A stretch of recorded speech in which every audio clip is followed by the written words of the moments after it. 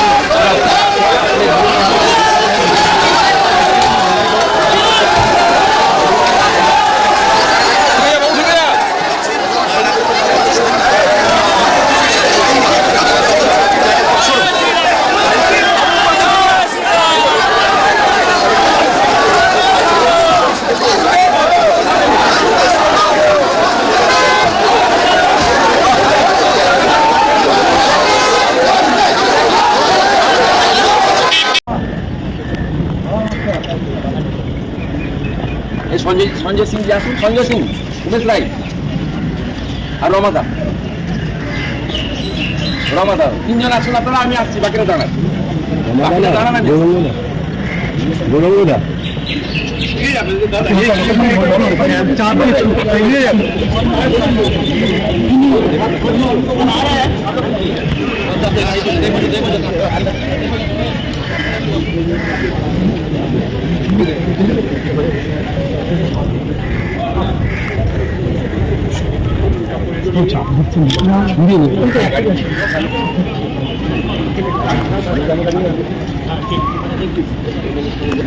সামনে থেকে শুনুন না।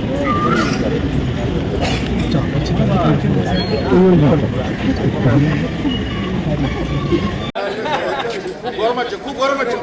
মন্দিরে মন্দিরে মন্দিরে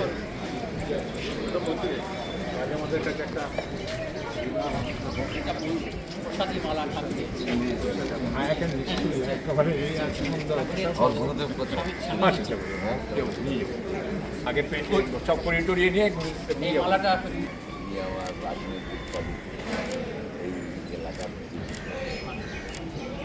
উনি আমার মতো উপকৃত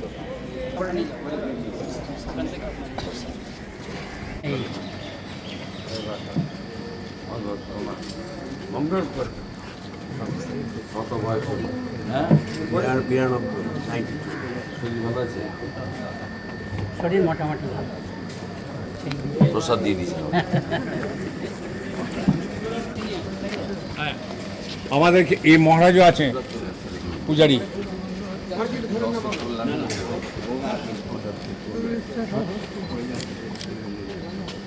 রাশিয়ায় বহু বছর যেন ব্রহ্ম হতে 30 বছর রাশিয়াতে ভগবতী শ্রীময় মন প্রাণ শরীর অর্পণ করো সবাই পায়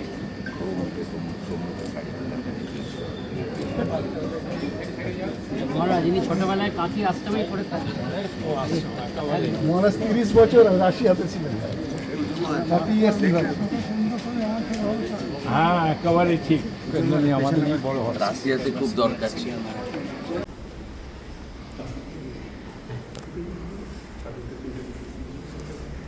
ॐ वन्दे जगद्बीजमखण्डमेकं वन्दे सुरैस्सेवितपादपीठं वन्दे भवेशं भवरोगवैद्यं तमेव वन्दे भुवि रामकृष्णम् ॐ ऐं एष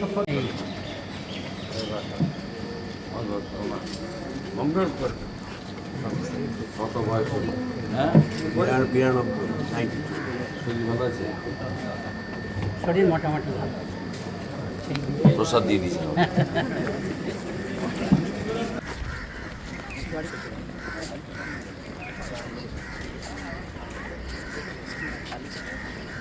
सांगाय सावरणाय सशक्तिकाय सपार्षदाय सर्वदेवदेवी स्वरूपाय श्रीरामकृष्णाय नमः।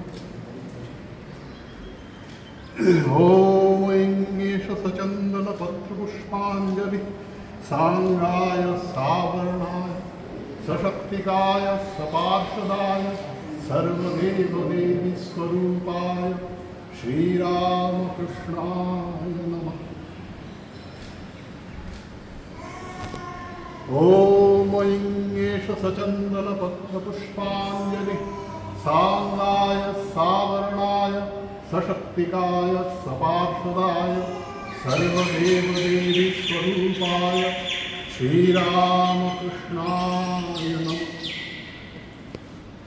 ॐ स्थापकाय च धर्मस्य सर्वधर्मस्वरूपिणे अवतारवरिष्ठाय रामकृष्णाय ते नमः। ॐ यथाग्नेर्दाहिका शक्ति रामकृष्णे स्थिता ह्य सर्वविद्यास्वरूपान्तां शारदां प्रणमाम्यहम्। ॐ नमः श्रीयतिराजाय विवेकानन्दसूरये सच्चित्सुखस्वरूपाय स्वामिने तापहारिणे।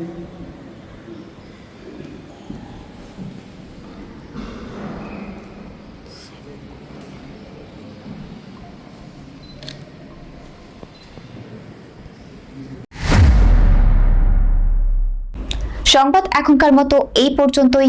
সঙ্গে থাকুন, দেখতে থাকুন সময় বাংলা।